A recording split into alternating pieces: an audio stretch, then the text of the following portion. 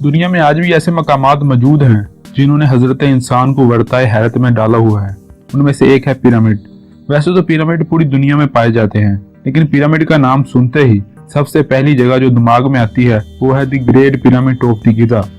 Pyramid कैसे बनाए गए, इसके बारे में कुछ थ्योरीज मौजूद हैं। वीडियो को तफसीलन शुरू करने से पहले नए आने वाले दोस्तों से गुजारिश है कि हमारे चैनल को सब्सक्राइब कर लीजिए और साथ ही बेल के आइकन को दबा लीजिए ताकि आपको हमारी वीडियो वक्त पर मिल सके। 1880 में एक साइंटिस्ट जोसेफ ने इस बात का दावा किया था कि पिरामिड को बनाने के लिए पत्थर किसी दूसरी जगह से नहीं लाए गए थे, बल्कि पत्थर वहीं बनाए गए थे, और उसने इस बात के सबूत भी दिए थे। गिज़ा का पिरामिड बनाने में 2.5 बिलियन पत्थर इस्तेमाल किए गए थे। इनमें से अक्सर पत्थरों का वजन 2 टन से ज्यादा था और कुछ का वजन तो 60 से 70 टन से भी ज्यादा था। इतने भारी पत्थर एक जगह से दूसरी जगह ले जाने के लिए 1500 लोगों की जरूरत पड़ी होगी।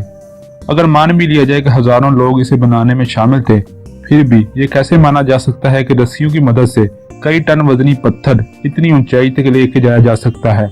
साइंटिस्ट के मुताबिक पिरामिड बनाने में 20 साल का वक्त लगा था। इस हिसाब से हर रोज 400 पत्थर लाके उनको तराश के अपनी जगह पर रखा गया होगा। लेकिन उस वक्त जब ना तो कोई हाईटेक इक्विपमेंट और ना ही कोई क्रेन मौजूद थी, तो फिर ये किसकी मदद से किया गया होगा। जोसेफ की थ्योरी के मुताबिक पिरामिड बनाने के लिए पत्थर उसी जगह बनाए गए थे। उन लोगों ने पत्थर बनाने के लिए जियोपॉलीमर कंक्रीट इस्तेमाल किया था और इस कंक्रीट को बनाने के लिए क्रिस्टल लाइमस्टोन, मट्टी, चूना और पानी का इस्तेमाल किया जाता था, और फिर इस कंक्रीट को लकड़ी के बने डब्बों में डाल के पत्थर की शक्ल दी जाती थी। जोसेफ ने कहा, मुझे इन पत्थरों पर टेस्ट करने के बाद पता चला कि ये कोई कुदरती पत्थर नहीं है, बल्कि इनको खुद बनाया गया था। लेकिन जोसेफ की इस थ्योरी को हर जगह मानने से इनकार किया गया।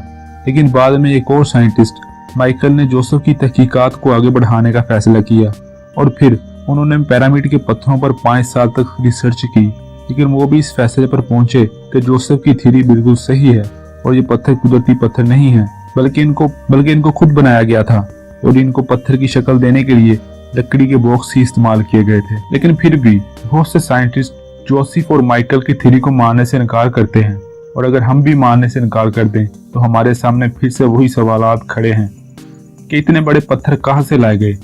अगर ये भी मान लिया जाए कि ये पत्थर किसी दूसरी जगह से लाए गए हों, तो सिर्फ जानवरों और रस्सियों की मदद से ये मुमकिन है। अगर मुमकिन है तो इनको इतनी सफाई से कैसे काटा गया होगा।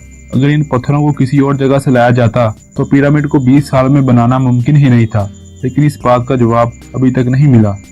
आप इस बारे में क्या सोचते हैं, हमें कमेंट में जरूर बताएं। आज के लिए बस इतना ही। हमारी अगली वीडियो आने तक अपना बहुत सारा ख्याल रखिएगा।